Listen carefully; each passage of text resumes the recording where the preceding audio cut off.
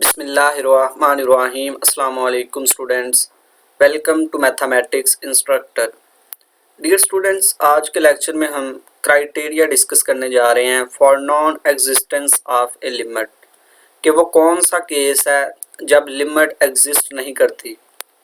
हमने previous lecture में देखा कि किसी कॉम्प्लेक्स फंक्शन की लिमिट उस वक़्त एग्जिस्ट करती है कि जब कोई पॉइंट z अगर z नॉट को डिफरेंट पाथ से अप्रोच कर रहा है तो कॉम्प्लेक्स फंक्शन सेम वैल्यू को अप्रोच करे, तब हम कहते थे कि उस कॉम्प्लेक्स फंक्शन की लिमिट एग्जिस्ट करती है। ठीक है, लेट्स सपोज कि अगर ये हमारे पास कोई पॉइंट z नॉट है, तो अगर z इसको डिफरेंट पाथ से अप्रोच कर रहा है, ठीक है, ये डिफरेंट पाथ हैं, अगर यहाँ से अप्रोच कर रहा है z, तो जो f ऑफ z है कॉम्प्लेक्स फंक्शन वो सेम वैल्यू को अप्रोच करे, तो तब हम कहते थे कि लिमिट एग्जिस्ट करती है।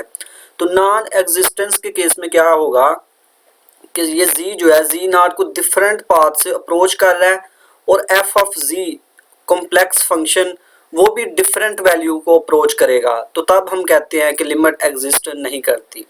ठीक है, ये है नॉन एग्जिस्टेंस का मतलब।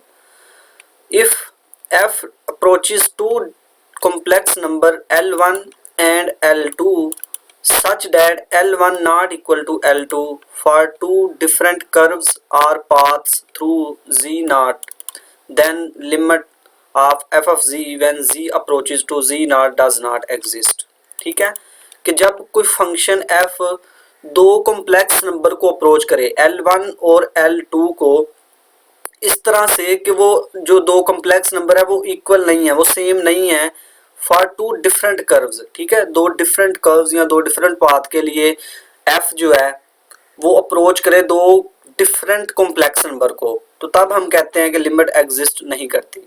ठीक है, अब हम इसके लिए एक एग्जांपल देखते हैं।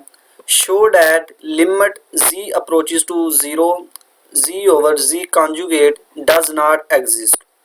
हमने ये प्रूव करना है यहाँ पे कि ये जो फंक्शन है z ओवर z कॉन्जुगेट, ये इसकी लिमिट एग्जिस्ट नहीं करती। तो इसकी लिमिट एग्जिस्ट ना करने का मतलब यही है कि हमने दो ऐसे पाथ फाइंड आउट करने हैं जहाँ पे z अप्रोच कर रहा है 0 को और इसकी जो वैल्यू है लिमिटिंग वैल्यू वो भी डिफरेंट नंबर को अप्रोच कर रही है। ठीक है, डिफरेंट कॉम्प्लेक्स नंबर को अप्रोच कर रही है, हमने ये बेसिकली प्रूव करना है। तो we show that this limit does not exist by finding two different ways of letting z approach to 0 that yield different values of this limit। ठीक है, हमने दो ऐसे पाथ्स फाइंड आउट करने हैं कि जहाँ पे z अप्रोच कर रहा है 0 को, मगर जो इस फंक्शन की लिमिटिंग वैल्यू है वो भी डिफरेंट वैल्यू को अप्रोच कर रही है, हमने ये बेसिकली प्रूव करना है। तो अगर ये हमारे पास कॉम्प्लेक्स प्लेन है, यहाँ पे कोई 0 है, तो इस 0 को अप्रोच करने के काफ़ी सारे वेज हैं। ठीक है, ये वेज है हमारे पास, ये वे, लेकिन जो इजी वे है वो अगर रियल एक्सिस ले, हम रियल एक्सिस के थ्रू अप्रोच करें और इमेजिनरी एक्सिस थ्रू अप्रोच करें, तो ये हमारे पास दो इजी वे हैं, इनके थ्रू हम देखते हैं कि हमारे पास लिमिटिंग वैल्यू क्या आती है। ठीक है, taking direction along real axis, हम ये डायरेक्शन ले रहे हैं पहले रियल एक्सिस वाली। ठीक है, कि यहाँ से अगर z अप्रोच कर रहा है z नॉट को, यानी कि 0 को, z नॉट यहाँ पे 0 है, तो तब हमारे पास लिमिटिंग वैल्यू क्या आती है हम देखते हैं। First we let z approach to 0 on real axis, then z is equal to x plus iota 0। यानी कि ये किस तरह, अगर z जो है 0 को रियल एक्सिस के ऊपर अप्रोच कर रहा है, ठीक है, तो उस केस में हमें पता है रियल एक्सिस के ऊपर y की वैल्यू 0 होती है, तो इसलिए z इक्वल होगा x प्लस आयोटा y 0 है। अगर z 0 को अप्रोच कर रहा है तो x भी 0 को अप्रोच करेगा। ठीक है, यहाँ से हम लिख सकते हैं ना z is equal to x, अगर z 0 को अप्रोच कर रहा है तो x भी 0 को अप्रोच कर रहा है। ठीक है, तो limit z approach to 0 z over z conjugate को हम लिख सकते हैं, लिमिट z अगर 0 को अप्रोच कर रहा है तो x भी 0 को अप्रोच कर रहा है, z की वैल्यू पुट की हमने x प्लस आयोटा 0 और इसका कॉन्जुगेट x माइनस आयोटा 0, यहाँ से ये आ जाएगा limit x approach to 0 x over x से कैंसिल और 1, और इसकी लिमिट 1 होगी। ठीक है, जब हमने रियल एक्सिस के अलोंग जब z ने अप्रोच किया 0 को, तो उस केस में हमारे पास लिमिटिंग वैल्यू 1 आ रही है। ठीक है, इसको हम कह दिया 1। नेक्स्ट हम लेते हैं taking direction along imaginary axis. ठीक है, अब हम ये वाली डायरेक्शन ले रहे हैं, ये वाली कि जब ये डायरेक्शन से जी अप्रोच कर रहा है जीरो को, तो उस केस में लिमिटिंग वैल्यू क्या आती है उसको हम देखते हैं। Now let z approach to zero on imaginary axis, then z is equal to zero plus iota y. हमें पता है कि जी इक्वल होता है एक्स प्लस आयोटा वाई। ठीक है, तो इमेजिनरी एक्सिस पे एक्स की वैल्यू जीरो होती है। ठीक है, तो इस वजह से यहाँ पे आएगा z is equal to zero plus iota y. तो यहाँ से अगर जी जीरो को अप्रोच कर रहा है तो वाई भी जीरो को अप्रोच करेगा। ठीक है, क्योंकि जी इक्वल होगा आयोटा वाई, जी जीरो को अप्रोच करेगा तो वाई भी जीरो को अप्रोच करेगा। तो यहाँ से कह सकते हैं where y approach to zero. अब हम लिमिटिंग वैल्यू चेक कर लेते हैं कि limit z approach to zero, z over z conjugate is equal to limit y approach to zero, z की वैल्यू पुट की zero plus iota y, zero इसका conjugate लिया तो जीरो माइनस आयोटा वाई। यहाँ से ये आयोटा वाई से cancel, तो हमारे पास आएगा -1। ठीक है, तो इसकी लिमिट जब अप्लाई करेंगे, limit y approach to zero -1, ये इक्वल आएगा -1 के। तो आपने देखा कि जब हम रियल एक्सिस से अप्रोच कर रहे थे जीरो को, तो उस केस में लिमिटिंग वैल्यू 1 आई। जब इमेजिनरी एक्सिस से अप्रोच कर रहे हैं तो लिमिटिंग वैल्यू -1 आई। तो इसका मतलब है दो डिफरेंट पाथ के लिए लिमिटिंग वैल्यू डिफरेंट है। देन वी से लिमिट डज नॉट एग्जिस्ट। ठीक है, since the values in 1 and 2 are not same, so we conclude that limit z approach to 0 z और z conjugate does not exist। तो ये है non existence का criteria कि limit कब एग्जिस्ट नहीं करेगी कि डिफरेंट पाथ के लिए लिमिटिंग वैल्यू भी डिफरेंट आ जाए, तो उस केस में लिमिट एग्जिस्ट नहीं करती। अब हम एक थ्योरम है कि real and imaginary parts of a limit, ये हमारे पास एक थ्योरम है, इसको देखते हैं हम। Suppose that f of z is defined as u in terms of xy plus iota v भी in terms of xy है। ठीक है, ये हमारे पास कोई कॉम्प्लेक्स फंक्शन है f of z जो इक्वल है u into x comma y plus iota v into x comma y, ये इस तरह से डिफाइन है। ठीक है, z नॉट इक्वल है x not plus iota y not and l कोई हम कहते हैं कि लिमिट अगर f of z की जो इक्वल है u not plus iota v not, then limit z approach to z not f of z equal to l means के इस फंक्शन की लिमिट हम कहेंगे कि वो l है। कब कहेंगे? इफ़ एंड ओनली इफ वाली स्टेटमेंट है। ठीक है, कि ये इस फंक्शन की लिमिट l होगी इफ़ एंड ओनली इफ ये जो फंक्शन का रियल पार्ट है ये l के रियल पार्ट को अप्रोच करे और फंक्शन का इमेजिनरी पार्ट v ये l के इमेजिनरी पार्ट को अप्रोच करे, तो तब हम कहेंगे कि ये जो फंक्शन f ऑफ z है इसकी लिमिट l है। ठीक है, मीन्स कि हमने किसी भी फंक्शन की लिमिट निकालनी होगी तो हम क्या करेंगे कि उस फंक्शन का जो रियल पार्ट है उसकी लिमिट निकालेंगे, वो u नॉट होगी। ठीक है, और इमेजिनरी पार्ट की लिमिट निकालेंगे वो v नॉट होगी। तो इस तरह से l इक्वल होगा u not plus iota v not के, तो वो वहाँ से हम कह देंगे कि फंक्शन की लिमिट l है। ठीक है, इसको हम एग्जांपल से समझने की कोशिश करते हैं। Compute limit z approach to 1 plus iota z square plus iota. हम कह देते हैं कि ये जो फंक्शन है z स्क्वायर प्लस आयोटा इसकी लिमिट लेट से कि l है। ठीक है, हम कहते हैं कि l है, तो अभी हमने थ्योरम पढ़ा कि किसी फंक्शन की लिमिट l उस वक्त होगी जब इसका जो रियल पार्ट है वो अप्रोच करे इसके रियल पार्ट को, इसका इमेजिनरी पार्ट इसके इमेजिनरी पार्ट को अप्रोच करे। ठीक है, यानी कि अगर इसकी लिमिट l है और l इक्वल है u not plus iota v not, अगर हमने कह दिया है कि इस फंक्शन की लिमिट जो है जब z अप्रोच कर रहा है 1 प्लस आयोटा को वो l है, तो उस केस में इसका जो रियल पार्ट होगा वो u नॉट को अप्रोच करेगा, v इसका इमेजिनरी पार्ट v नॉट को अप्रोच करेगा। ठीक है, तो देखते हैं कि since f of z equal है z स्क्वायर प्लस आयोटा, सबसे पहले हम इसके रियल और इमेजिनरी पार्ट्स में इसको कन्वर्ट करते हैं। ठीक है, वो फॉर्म हम बनाते हैं इसकी रियल और इमेजिनरी पार्ट वाली। तो यहाँ से z की जगह x plus iota y put करेंगे और स्क्वायर ऊपर वैसे प्लस आयोटा, स्क्वायर ओपन करेंगे तो आएगा x square minus y square plus 2xy iota और प्लस आयोटा साथ वैसे। यहाँ से हम लिख सकते हैं x square minus y square, यहाँ से आयोटा कॉमन लेंगे तो आएगा 2xy प्लस 1 और आयोटा बार काम। अब ये जो फंक्शन था complex function f of z, इसको हमने रियल पार्ट्स और इमेजिनरी पार्ट्स की टर्म में एक्सप्रेस कर दिया है।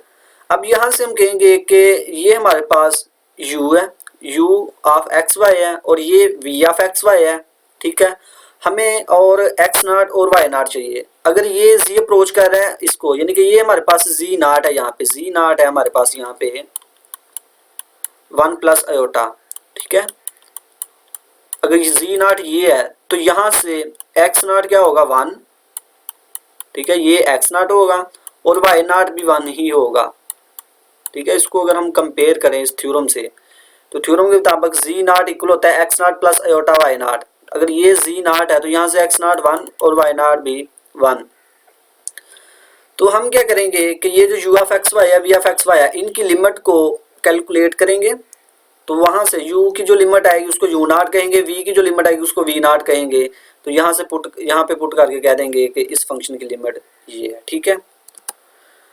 Now we can apply the previous theorem with u of x y क्या है हमारे पास x square minus y square और v ऑफ एक्स वाई क्या है हमारे पास 2xy प्लस 1 और z नॉट किसके इक्वल था 1 प्लस आयोटा, और यहाँ से हम कह सकते हैं कि x नॉट 1 है और y नॉट भी 1 है। Now we can find u not v not by computing the two real limits, यानी कि इनको कंप्यूट करके हम u नॉट और v नॉट को कैलकुलेट कर सकते हैं, ठीक है। तो u नॉट हमें पता है किसके इक्वल होता है फंक्शन के रियल पार्ट की लिमिट, यानी कि limit x comma y approach to x not y not, x not भी 1 है और y नॉट भी 1 है और x square minus y square यानी u एक्स वाई, ये इक्वल होगा। लिमिट अप्लाई करेंगे तो आएगा x की जगह भी 1 पुट करेंगे और y की जगह भी 1 पुट करेंगे तो आएगा 1 square minus 1 square is equal to 0। यहाँ से u नॉट आ गया 0। अब हम इमेजिनरी पार्ट की लिमिट को कैलकुलेट करते हैं कि limit x comma y approach to x not y not, x not y not 1 है 1 है, ठीक है। और v ऑफ एक्स वाई क्या है 2xy प्लस 1। तो यहाँ से ये इक्वल होगा v नॉट के, ठीक है। अभी हमने थ्योरम पढ़ा है कि अगर लिमिट किसी फंक्शन की l है तो वो उसी केस में है कि जो फंक्शन का रियल पार्ट है वो लिमिट के रियल पार्ट के इक्वल हो और इमेजिनरी पार्ट को अप्रोच करें, ठीक है। तो यहाँ से v नॉट की वैल्यू फाइंड करनी है, यहाँ से लिमिट अप्लाई करेंगे x की जगह 1 और y की जगह भी 1, तो हमारे पास आंसर 3 आएगा। यहाँ से v नॉट आ गया 3 और l हमें पता है इक्वल है u not plus iota v not के, u नॉट 0 है, v नॉट 3 आयोटा साथ वैसे, और यहाँ से l इक्वल आ गया 3 के। तो अब हम कह सकते हैं कि ये जो फंक्शन था z स्क्वायर प्लस आयोटा, इसकी limit when z approach to 1 plus iota ये l के इक्वल है, यानी 3 आयोटा के इक्वल है, ठीक है। तो यहाँ से इस थ्योरम को अप्लाई करके हम किसी भी कॉम्प्लेक्स फंक्शन की लिमिट फाइंड आउट कर सकते हैं, ठीक है। नेक्स्ट हमारे पास कुछ प्रॉपर्टीज़ हैं कॉम्प्लेक्स लिमिट्स की, कि सपोज किया कि हमारे पास दो कॉम्प्लेक्स फंक्शन है f और g, ये दो हमारे पास कोई कॉम्प्लेक्स फंक्शन है।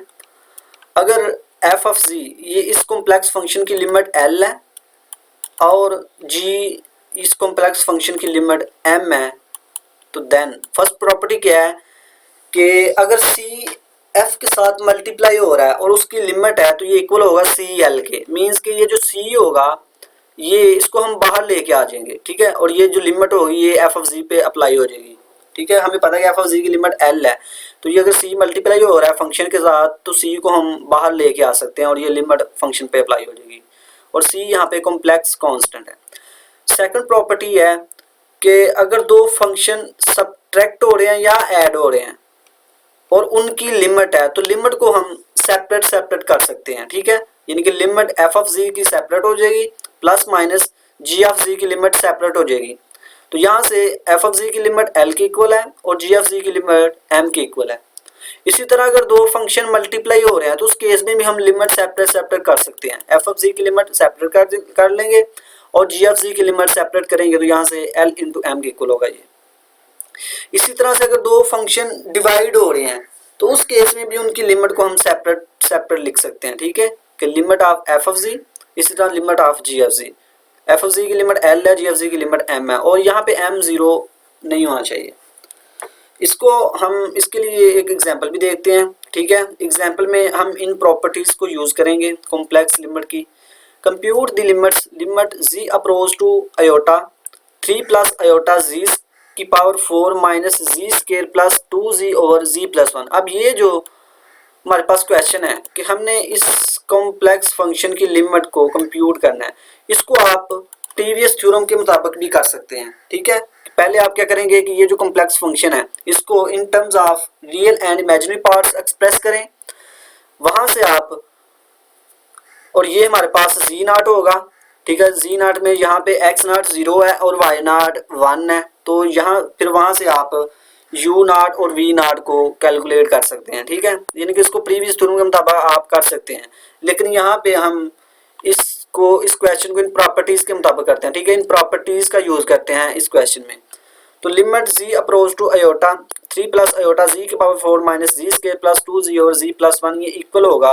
अब अभी हमने पढ़ा कि अगर दो फंक्शन डिवाइड हो रहे हैं तो उनकी लिमिट को सेपरेट सेपरेट लिखा जा सकता है, ठीक है। अगर इसको आप एफ ऑफ जी कंसीडर करें, इसको जी ऑफ जी कंसीडर करें, तो एफ ऑफ जी की लिमिट सेपरेट हो जाएगी और जी ऑफ जी की लिमिट सेपरेट हो जाएगी, ठीक है, इस तरह से।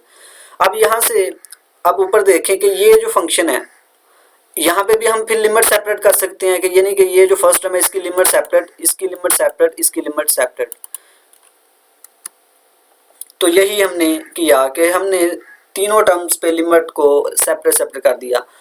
अब यहाँ पे फिर हम प्रॉपर्टी को यूज करेंगे कि ये कोई कॉम्प्लेक्स नंबर है, ठीक है, कॉम्प्लेक्स कांस्टेंट है, और ये हमारे पास कोई फंक्शन है। तो हमने पढ़ा था कि कांस्टेंट बाहर आ जाता है और ये जो लिमिट है फंक्शन पे अप्लाई हो जाती है। तो इसका मतलब 3 प्लस अयोटा को हम बाहर लेके आ सकते हैं और लिमिट इसके ऊपर अप्लाई कर देंगे। तो जब इसके ऊपर लिमिट अप्लाई करेंगे तो वो क्या आएगा, अयोटा की पावर 4 माइनस इसके ऊपर लिमिट अप्लाई करेंगे अयोटा का स्क्वायर प्लस, इसी तरह ये कांस्टेंट है, इस कांस्टेंट को बाहर लेके आ सकते हैं, ये लिमिट जी के ऊपर अप्लाई होगी तो ये 2 अयोटा ओवर, इसी तरह यहाँ पे लिमिट अप्लाई करेंगे तो अयोटा प्लस 1। जब इसको सिंप्लीफाई करेंगे तो हमारे पास आंसर आएगा 4 plus 3 iota over 1 plus iota. तो इस तरह से इस क्वेश्चन में हमने प्रॉपर्टीज को यूज किया है। तो इस तरह आप किसी भी कॉम्प्लेक्स फंक्शन की लिमिट फाइंड कर सकते हैं बाय यूजिंग प्रॉपर्टीज, या थ्योरम अप्लाई करके लिमिट फाइंड आउट कर सकते हैं। तो ये था स्टूडेंट्स आज का लेक्चर। आई होप आपको समझ आई होगी। अल्लाह हाफिज़।